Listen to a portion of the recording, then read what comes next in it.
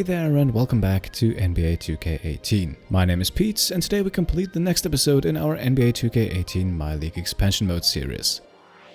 Now in the last episode we had our first big trade, so if you missed that then feel free to go back and watch it. And not only that, I also asked you guys for input regarding Andre Flanders. And most of you were in favor of trying him out for a few minutes at the point guard, so I have given him some minutes there and reduced rondos accordingly. Overall, the minutes for Flanders haven't changed, but Rodney Hood has picked up some and is now also at 30.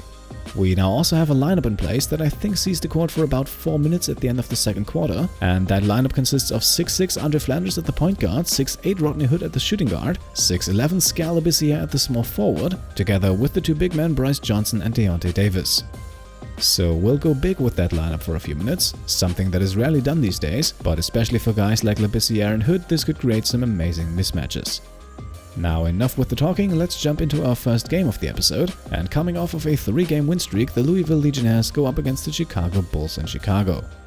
Now 2K was nice enough to have both teams play in red for this one, so jumping in for a few minutes at the end was not an enjoyable experience, and that also wasn't helped by the fact that the Bulls absolutely dominated us.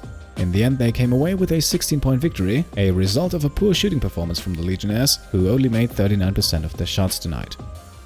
And in a rather low-scoring game, only 3 of our players scored in double digits, led by Tyler Ulis, who had 20 points and 4 assists. Both Richardson and Dennis finished with 11 points each. Richardson also added 6 rebounds, while Dennis was by far the more efficient one. Speaking of efficiency, Andre Flanders once again had a pretty horrible shooting night. He only made 4 of his team-high 17 shot attempts to finish the game with only 9 points. So a loss to start us off, but not only that, we also have a trade on the table. And this one a rather high-profile move here, as the Denver Nuggets look to unload Kenneth Faried. In exchange, they ask for Cameron Payne and a second rounder from the Portland Trail Blazers, and let's have a quick look at that. Now from Denver's perspective, this move makes a ton of sense. Faried is only the 3rd best player at the power forward, and he has a sizable contract going for this and the next 2 seasons. At the same time, their point guard position looks more than deserted. Only 2 players here, none of them with a rating above 70. And even though Gary Harris can play the point guard for stretches, he is also needed at the shooting guard, especially now that Jamal Murray is injured. And so I'd say at the point guard position, the Nuggets are desperate for every help they can get. And that brings us directly to the Trailblazers and Cameron Payne, who currently is the second option off the bench behind Lillard. But at least for this season, the Trailblazers have 2 more competent backups behind him. Now the Blazers take on slightly more cash and 1 more year of contract with Faried, but looking at their rotation down low, he could immediately step in with heavy minutes. Portland only has 4 big men under contract right now. Faried would make that 5 and could immediately start at the power forward, or alternatively come off the bench in a 6th-man role. Either way, I'd still say the trade makes some sense for Portland, even though the Nuggets are clearly winning this one, but all in all it's not entirely unfair, and so the move gets accepted. Back to the Legionnaires now, who have a rematch from earlier this week coming up, as they host the Sacramento Kings, who just a few days ago acquired Kyle Kuzma and Cheick Diallo in exchange for Skal Labissière. And those 2 were also on the winning side tonight. They suffered a loss in our first matchup last episode, but today the Kings came to play and shot a ridiculous 60% for the game, and so the end result here probably closer than the game actually was. The Kings also comfortably out-rebounded us, so the addition of Diallo might have had its desired effect. Stats-wise, we really only have 2 guys worth mentioning tonight, and those are the 2 shooting guards, Josh Richardson and Andre Flanders. Richardson had a nice scoring game with a team-high 23 points, including 4 3-pointers, and Flanders bounced back from his bad game against Chicago. He shot 50% from the field to finish the game with 20 points, and he also added 4 steals on the defensive end. For the Kings, Kyle Kuzma once again filled the stat sheet. He finished the game with 21 points, including 3 3-pointers, and he also added 7 rebounds, 4 assists and the block in 32 minutes. Now a busy 4-game week begins with a home game against Utah, and this one was nothing short of an absolute annihilation. Our defense held the Jazz to an abysmal 31% shooting percentage. We forced them to commit 23 turnovers, and so the end result, a more than decisive 43-point victory.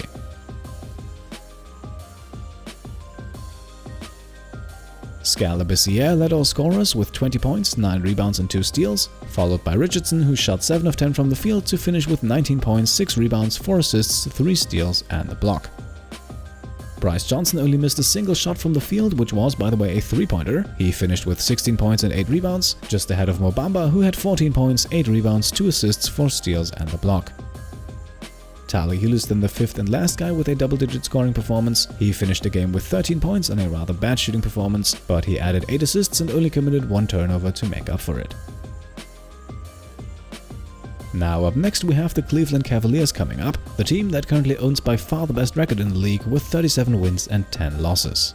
Not only that, in Isaiah Thomas, Luka Doncic and LeBron James they also have 3 MVP candidates on the roster, so it might be understandable why I wasn't exactly optimistic going into this one. However, the game remained close, and with 0.8 seconds left on the clock and the Cavaliers up by 2, Andre Flanders managed to pull this off. He steals the inbound pass and immediately calls a timeout and manages to take only 1/10 of a second off the clock. So 0.7 seconds left, Cavaliers up by 2, but we get the ball for one last try. Now it looked like Flanders would be open on the backdoor cut here. Unfortunately though, the Cavaliers pick off the pass, and so in the end they squeeze by on a narrow 2-point victory. Still, the Legionnaires put up a terrific fight in this game, and we also once again got to experiment a bit, this time with Mitch Dennis at the power forward, who had to step in there for stretches because Scalabrine fouled out pretty early. And Dennis's 6'8" frame definitely helped him to hold his own down there. He wasn't spectacular, didn't put up a whole lot of points, but he did help stretch the floor, and with that probably also provided some scoring opportunities for his teammates. Speaking of those, let's have a quick look at the stats here, and our best player for tonight without a doubt Andre Flanders. Not only did Flanders put up a team-high 30 points tonight, he also had 4 rebounds and 5 assists to round off the stat line. Richardson comes in as a close second with 26, while Bryce Johnson adds an impressive 18-point 10-rebound double-double, once again barely missing anything from the field. Tyler Ulis had 14 points tonight, also on good efficiency. Mohamed Bamba got himself another double-double with 12 points and 10 rebounds and also with 3 blocks. And Deontay Davis, our 6th guy in double figures, shooting 4 of 6 from the field for 10 points in 20 minutes. For the Cavaliers, however, their 3 MVP candidates put up amazing scoring performances. Luka Doncic finished the game with 40 points, including 8 3-pointers. Isaiah Thomas followed closely with 37, and LeBron James barely missed the 30-point mark tonight, scoring only 29.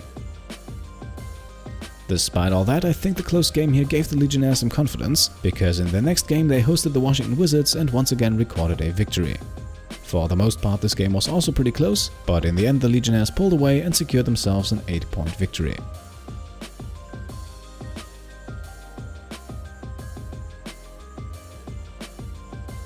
Once again, we had 6 guys with double-digit scoring performances, led by newcomer Scalabrine, who shot 10 of 15 to finish with 20 points and 8 rebounds. Richardson, Hood and Bamba all added 16 and all on good efficiency, but Bamba had by far the most impressive stat line with 16 points, 11 rebounds, 6 assists, 2 steals and 5 blocks. So only 3 steals shy of a 5x5, but I have a feeling we are going to see one from him sooner or later. Andre Flanders finished the game with 14 points, once again not the best shooting night from him, and Tyler Ulis came 2 assists shy of a double-double, finishing the game with 10 points and 8 assists. Fourth and final game of the week now against the Boston Celtics, who are currently without 2 of their star players. Both Gordon Hayward and Al Horford are sitting out with injuries. And interestingly enough, it was the absence of Horford that broke the Celtics back in this one.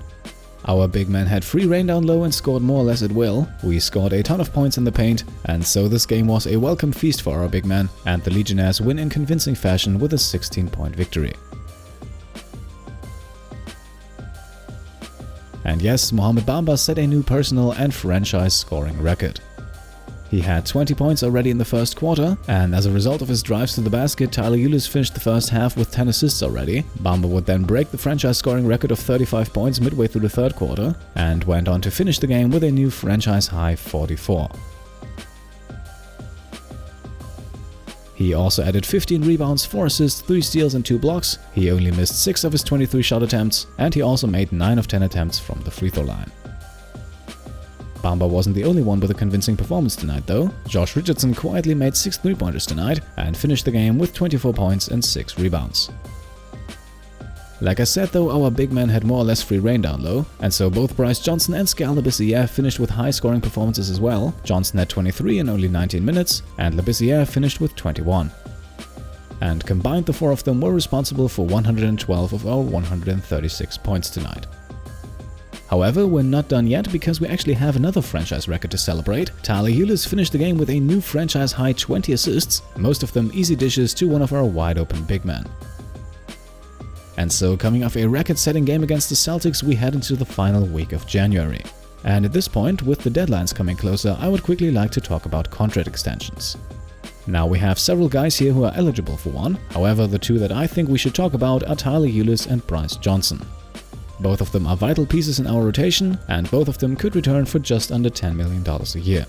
I think that's a fair price for players of their rating, but let's take a look at the whole picture. Now, heading into the next season, we currently have about $47 million in cap space. However, we have to subtract at least the team option of Mohamed Bamba, and that would bring the whole thing down to about $41.6 million.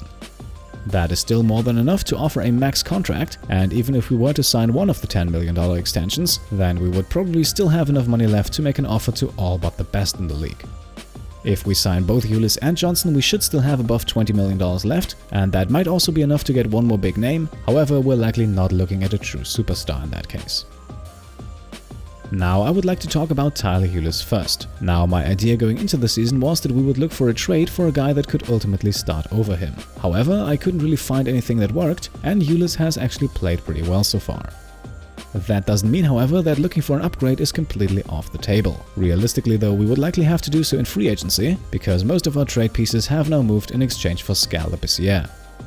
So now the sensible thing to do would be to look at the upcoming list of free agents at the point guard position. And while there are a few interesting names on here, that list is actually not that great. Mike Conley is at the top here and he would definitely be intriguing. However, he also has a $34.5 million player option coming up, and honestly, I can't imagine him leaving that kind of money on the table. Then we have a lot of young guys, Lonzo Ball, Markelle Fultz, Dennis Smith Jr., Frank Ntilikina, and Trevin Duval, but all of those have 1 or 2 year team options coming up, and I see no way that any of them actually hits the free market. And that leaves pretty much only 2 guys here who are rating-wise ahead of Ulis. The first one is Grant Hill of the Sacramento Kings, but he is on the wrong side of 30 and in my opinion definitely not a long-term option, especially not one that is worth giving up Ulis for. The other player who we could target here would be Jeff Teague, but with him it's a similar case. He is 31 years old and with that 7 years older than Ulis, and he also does not have much of an edge rating-wise.